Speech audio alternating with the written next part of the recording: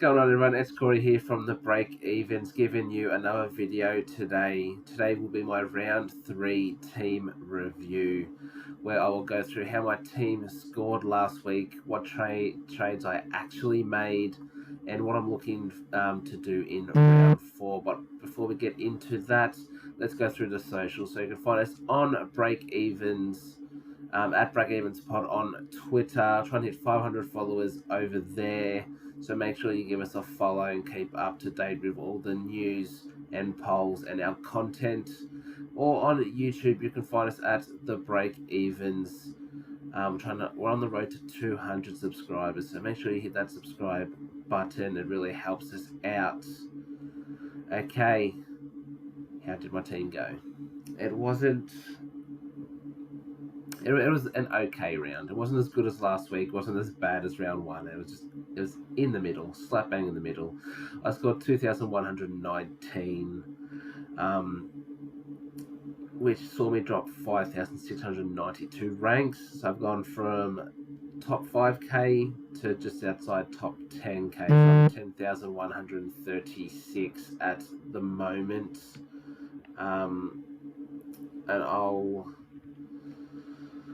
I'm hoping that my changes this week will get me back into that top 5k. As we know, the first few rounds you can fluctuate up and down with your ranks.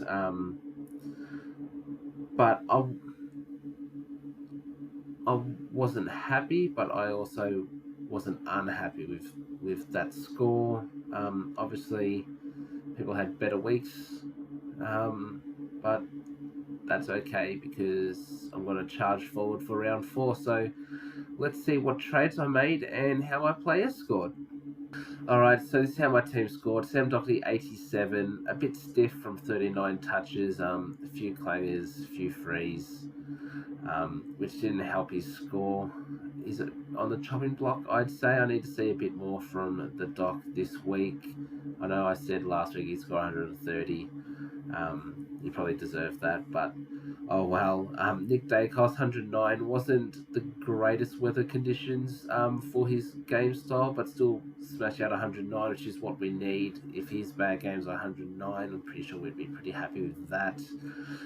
Ridley was on 66, I believe, at halftime, finished on 96. Not a great second half. Need a bit more from him this week, one would think.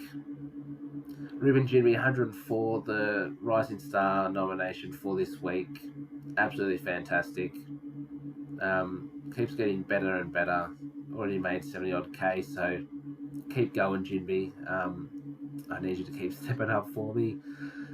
Conor McKenna, 57. He was one of the people I traded in. So quickly, my trades were Josh Goder to Conor McKenna, Charlie Comben to Cade Chandler, and Jared Witts to Darcy Cameron, which obviously didn't work out, but we'll get into that soon. So McKenna with a 57, not what I was hoping for. I'm hoping for a 70 plus each week from McKenna, so hopefully he goes back to that. Charlie Constable didn't play and wasn't named sub, which means I was able to loophole Wilmot's score on for a 69, which was great. That's what I need Wilmot to do, get as close to 70 each week as possible. Very happy. And Cowan, 51, might lose his spot this week. We'll wait and see, but he's going to stay there. In the midfield, had Rory Laird, captain, 114. Not the best start. Obviously, Clayton Oliver's been dominating, so it looks like I started the wrong person there. But hopefully Laird can start to hit his straps going forward from this round. Bond was my vice captain, so I was forced to go with Laird, the 114. So Bond, 89. It should have been 130. 6 frees against, and butchered the ball in that second half. He was phenomenal in that first half, but then started to butcher it when the doggies started to lose a bit of momentum and hardly got the pill. I subbed Josh Dunkley into my midfield, just because that way I felt safer having Cade Chandler on the field in the forward line than I did having a Baker, McKenzie or a Chesser on field. So that's why I put Dunkley there, 108. Happy with that because he's still a forward for my team. It's just he might have a stint in the midfield. So, but it doesn't matter because everyone has him. So I'm happy with that. Tom Green a flat 100. Need a bit more from Tom Green. He's still averaging 113, which is good. Need a bit more, but I'm happy he got the ton. Will Setterfield 82. He was on 5 at quarter time. So he scraped that 82, which I'm pretty happy with. Dislocated his finger in the last couple of minutes of the game. He should be all good to go though. So happy. Hopper didn't play, which you can see I was able to loop Baker's 95 on, which Baker, thank you, sir, because you basically scored what Hopper is averaging, so I can't complain about that too much. What I can complain is I was 50-50 on this, but I kept Callahan on field, even though he had those sore shoulders. He scored a 37. In hindsight, I should have put Mackenzie on with the 89, so I lost 52 points there, which is unfortunate, but you can't win them all. Will Ashcroft 80, happy with that. Anything 80 and above for Ashcroft is going to make a decent amount of money, so I'm happy with that. I've already spoken on Mackenzie and Baker, so Chester 42, he's out for a few weeks, so he's going to be a rolling loophole for me at the moment until someone else comes along. So yeah, 42, I wasn't expecting much from Chester anyway. Roland Marshall 78, very disappointing. I'm not sure what's going on with his game. I haven't been able to watch too many of the Saints games, to be fair, so not sure what is happening, but I'm going to back him in anyway. I think he's going to bounce back this week. He usually scores well against Gold Coast, so we'll see how it goes. Darcy Cameron was on fire, 89, that was in 3 quarters. Second grade MCL strain, which he's down to 8 to 10 weeks on AFL.com injury list. Not great. I traded him in. It was a power play.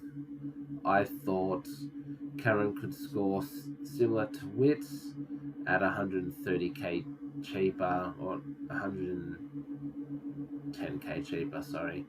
110k cheaper. And I was like, yep, then I can go a Callahan up if I wanted to this week, which is what I was looking to do. Or I was looking to go Chester up to a Jack Bowes if he scored well. So, but unfortunately Cameron got injured, so he has to go.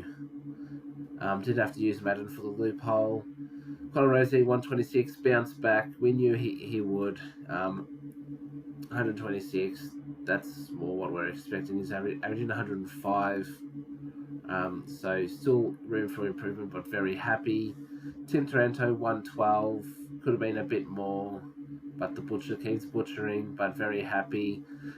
The Golden Child, Errol Goulden 85. Obviously not great. But I can see him bouncing back against Port this week. Zeeble was very disappointing, 78. A few people to come back.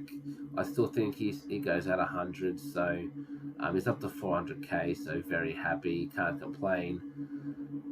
The Cheezel, Harry Cheezel, 120, absolutely fantastic.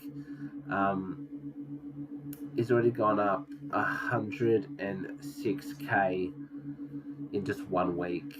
Hopefully he keeps pumping out these scores. Can't complain at all with the Cheezel. I love watching him play. Cade Chandler 90, perfect. That's what I was saying. I prefer to have Chandler on the field than Mackenzie, Baker, and Chesser. Obviously, Mackenzie was 1 off and Baker 5 more, but I still think I made the right decision for the week. And Davey and Green 66 and 51 respectively going to make cash, so very happy. Alright, so trades this week. As you can see, Finn Callahan and Darcy Cameron will be going out. Unfortunate. Callahan, I think you could keep, because in the last practice match before round one. He went 101 and then 111 in round one. Then he got injured, had a low game of 60 odd and then a 37. He has the potential to score points, but I can't risk that. So unfortunately, Finn Callahan's going to have to go out. And Darcy Cameron, as I said, I tried the power play last week and it didn't work out, so he has to go. So who's going to replace Cameron? Well, I think you have to look right here. Tim English, highest scoring Supercoach scorer at the moment, averaging 137.3. I don't see him slowing down. Hopefully he can stay away from injuries. That's my only concern, is his injuries. I have toyed with Brody Grundy, who scored 143 on the weekend. His first game was the number one ruck. We've gone out for another 3 to 5 weeks. He looks like he's going to make a lot of cash. He's going to score well.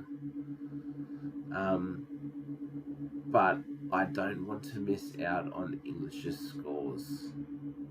And Grundy's a bit of a risk because apart from that game, he hasn't looked like Brody Grundy. He's looked a bit slow, a bit lethargic, but he played exceptional on the weekend. So,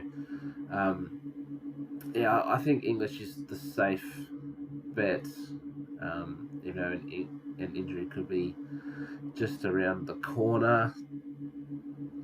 And my replacement for Callahan. So I'm going to filter for a second. Players I can afford. Just to show you guys what I've been dealing with. Alright, so we'll go by average.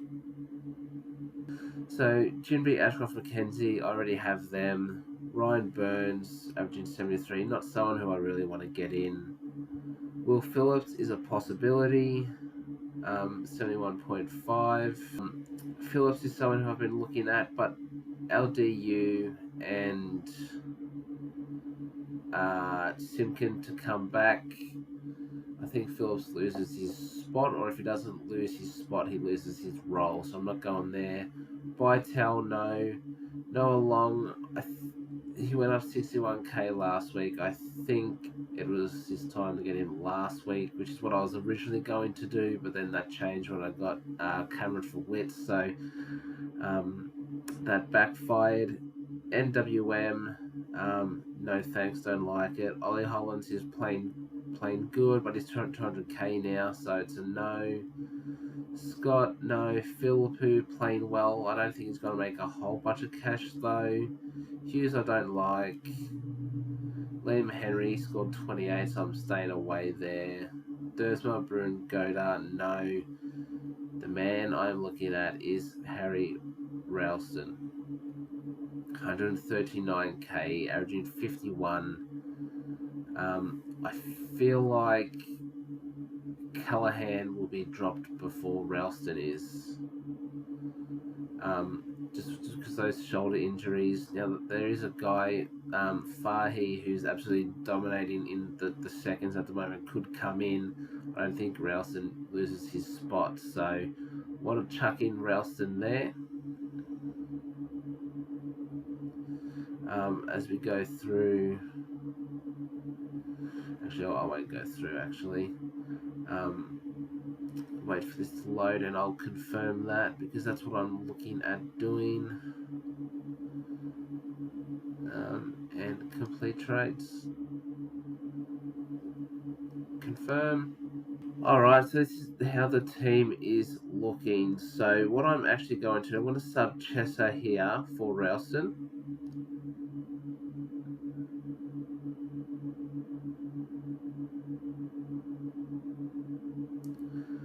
Alright, and as I know, Chesser is out for a couple weeks. So looking at the fixture here,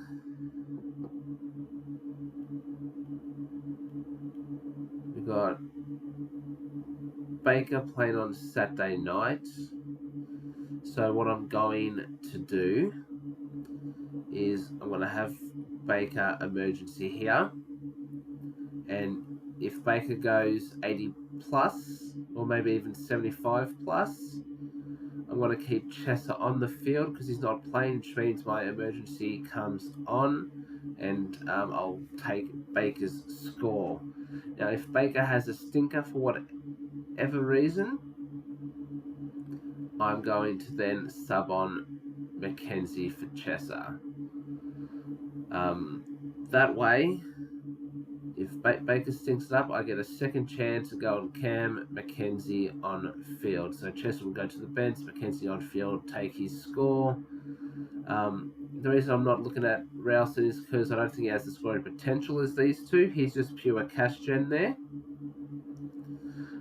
So that's what is going to happen. Apart from that, the team is basically going to stay the same.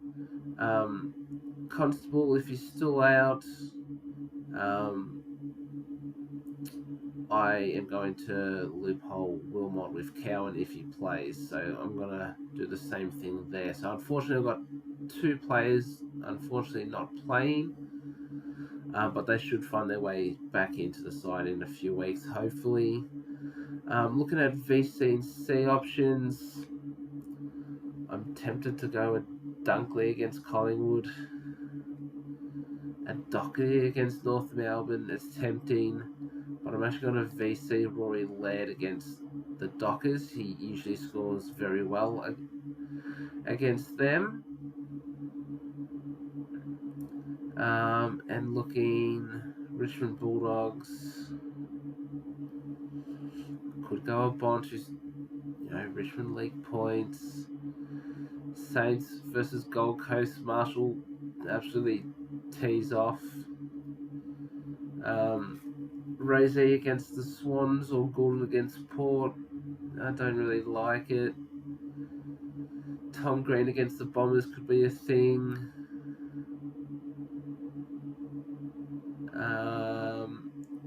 West Coast Melbourne. I don't have any Melbourne players, so that I missed that.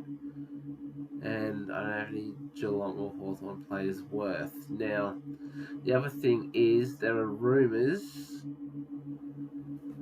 that Toby Nankervis is training with the rehab group.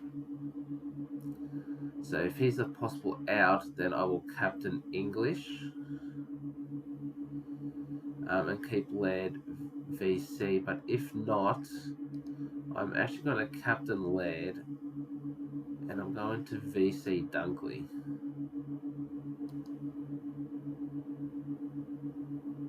I think that's my best bet. Collingwood doesn't tag, so Dunkley could roam free. He plays well against Collingwood usually, and that was for the Bulldogs, so he's playing for Brisbane now. And I like going him more than I do like going Doherty, even though Doherty is due for a big one. Or what I could do is just go Harry Sheasel against Carlton because Sheasel's averaging 116, so I could always just do that. But I think this is most likely what I'm going to go with. So Doherty, Dacos, Ridley, Jinby, McKenna, and Wilmot. Laird captain, Bont, Dunkley VC, Green, Setterfield, Hopper, Ashcroft, Chesser, who's going to be looped into either Baker or Mackenzie. Hopper is named to play, well, not named to play, he's been, Dimmers came out and said he's fine to play. English, possible captain, Marshall, Rosie, Taranto, Gordon, Zeeble, Sheasel, and Chandler. I'm happy with how this team is, so let's see how we go this week. Alright, so that's my team for this week. What do you think about it? Do you think I'm making the right trades? Do you think I should VC or see someone else? You let me know in the YouTube comments below or on Twitter, which you can find us on Twitter at Breakevens Pod. Again, trying to hit 500 followers over there, so give us a follow. And on YouTube, on the road to 200 subscribers, so click that subscribe button and keep up to date with all of our content. Now, this is going up at 10:30 in the morning, so stay tuned at So tonight our podcast will be up. So we've got a double upload this week. So the same day, one in the morning, one at night. You do not want to miss that one. So thank you all for watching and listening on Apple Podcasts or on YouTube. Good luck for round 4, and until next time, it's bye for now.